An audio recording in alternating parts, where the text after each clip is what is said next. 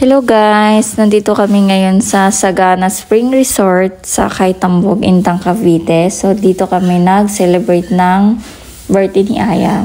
So kahit umuulan, go pa rin kami. Dahil tag-ulan, kaya 100 pesos lang yung entrance fee ng senior, ng adults and kids. Sa cottage naman, in-avail naman yung gazebo, good for 15 packs, 800 pesos. So, ang linis ng cottage nila guys, ang ganda. Maganda din yung CR, maganda talaga yung facilities. So, ito naman yung pool area ng mga kids. So, sobrang nag-enjoy sila dito kasi nag-slide-slide sila. Tapos, meron pang pa-umbrella na nag-shower din sila. So, sobra talaga nag-enjoy yung mga bata dito. Dito kami nag-celebrate ng birthday. Kahit naulan, go na go pa rin kami. So, ayan. Yan naman po yung pool for mga adults. Ayan. Sobrang ganda. Sobrang linis ng nila. Facilities, the CR, the cottage. Ayan, yung yung kids area. Sobrang nag-enjoy talaga. So, ayan yung anak ko. O, di ba? Pabalik-balik na yan sila sa kaka-slide. Taas-taas in slide-slide dyan. Hindi na sila napagod sa kaka-swimming, sa kaka-slide-slide. Kami yung napagod sa kakabantay nila.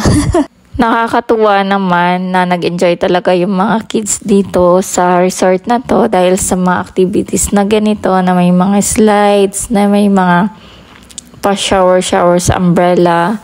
Nga pala guys, may ilog dito sa baba, kaso lang hindi open nung nag-swimming kami dito kasi umuulan at ilang days na din yun galing sa bagyo. Kaya kinlose nila, hindi nila inallowed na puntahan. Kaya hindi namin napuntahan. Kaya tuloy, nag-want to sawa na lang kaming mag-swimming at mag-slide dito sa kids area. So, ayan yung mga friends ni Aya na in-invite namin para dito mag-celebrate sa Sagana Spring Resort. So, talagang nag-i-enjoy yung mga kids dito. Nga pala guys, yung pool dito, nung pumunta kami, sobrang natural yung water, walang chlorine. So, spring water talaga yung gamit nila dito nung time na nag-swimming kami. Hindi lang kids yung nag-enjoy, pati din kami. Sobrang nakakapagod lang kasi sobrang daming binabantay ang mga kids. So, ayan yung bunso ko. Loko-loko ko. Mag-shower siya. So, thank you for watching guys.